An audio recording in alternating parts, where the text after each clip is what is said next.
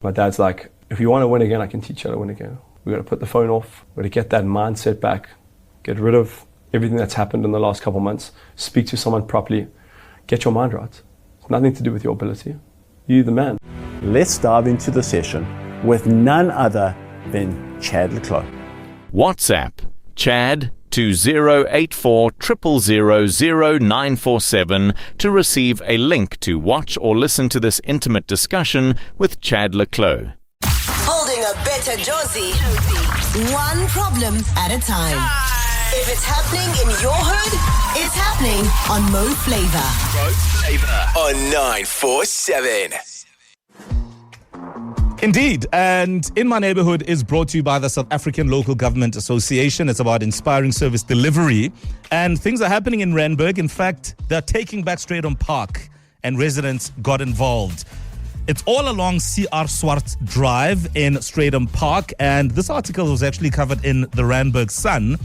And the city has reclaimed the Strijdom Park green belt on CR Swart Drive. This is after years of illegal dumping, pollution, crime, illegal structures being erected there. I mean, it was a mess. But they put aside 2 days to come together, multi-agencies, residents, on a cleanup that saw waste removed, trees being cleared, and all those illegal structures basically demolished, and also the area then basically fenced off.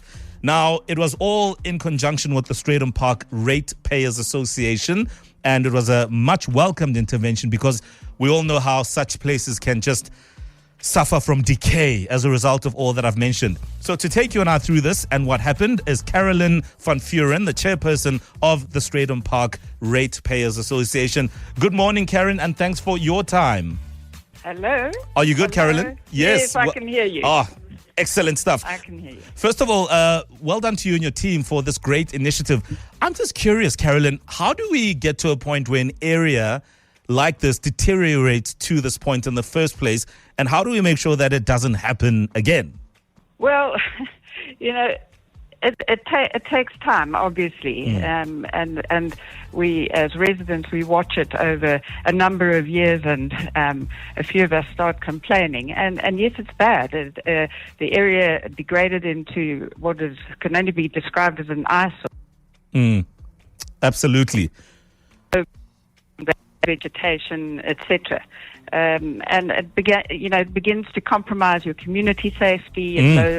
When it starts to lower property confidence, our long-term tenants in the area start to move out, and your residents start to withdraw from the green spaces. And it used to be a place where our staff could walk at lunch or just take a little break. And so we watch it happen over time. So, Karolynn, what then happens to the space now that it's all cleaned up and, a lot has been demolished? Obviously, that's a process. But, what if I'm a resident in the area, what am I expecting this green belt to become, and how can we then utilize it as a community? Look, there's always the risk of the rot returning, and I think we want to be able to enjoy the space, and we each have a responsibility to make sure that it is what we want it to be. And we know that a once-off cleanup isn't enough. Long-term prevention requires active maintenance and regular security patrols and enforcement against illegal dumping, and this costs money and it takes resources. And as residents or business owners, we already pay huge taxes, and we should expect the kind of service delivery as a natural course of doing business with the municipality. But it always comes back down to the property owners to dig deep into their pocket, and unless there's a current administration change, we simply are going to have to keep doing it and keep digging into our pockets. And our best deterrent, I believe, for a relapse and to keep the beautiful spaces that we've got has to be our eyes on the street.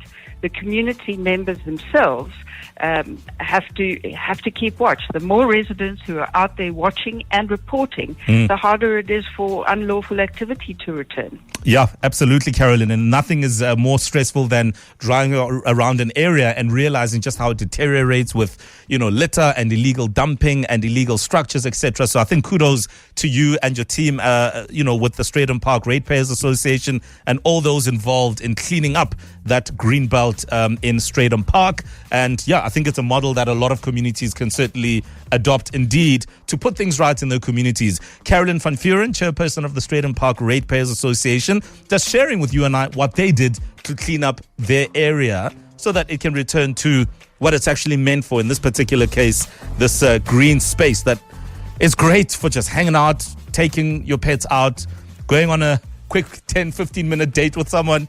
I mean, it's really what those spaces are meant for. And that's what's happening in that area. So yeah, I mean, it's about strong communities, and they're built on strong local government, and every day municipalities work together to deliver essential services that improve the lives and support thriving communities across South Africa. As the voice of local government, SALGA represents, supports and empowers municipalities to build capable institutions, promote good governance and advance effective service delivery. SALGA, inspiring service delivery.